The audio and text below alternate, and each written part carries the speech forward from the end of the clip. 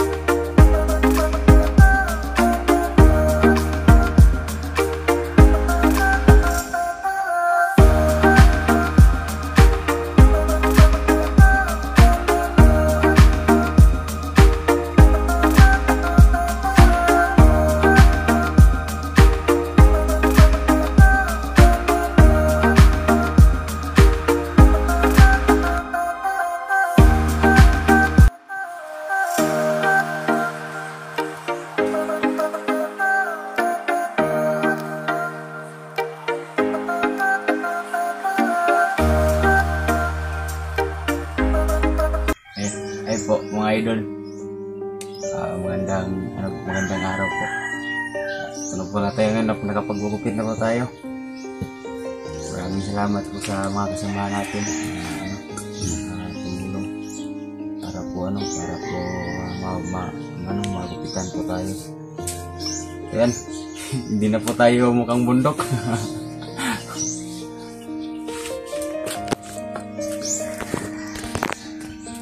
So yun mga kamaster, yan na pong ni Sarge ngayon, maliwalas na.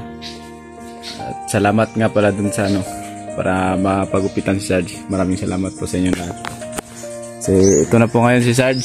Medyo okay na po yung katawan ni Sarge ngayon. At saka may pinag-usapan lang kami kagabi, mga kamaster, kung abang-abang na lang po. Baka kasi abang na lang po. So, ito po ngayong namin dito. Kalagayan sa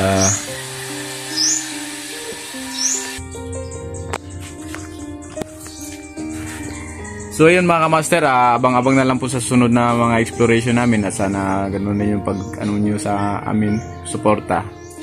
So ayun, baka sa mga makalawa siguro mga kamaster, pero pag-usapan pa namin kung anong dapat gawin talaga para naman kung lulusob kami doon, di maipit doon ba sa bakbakan.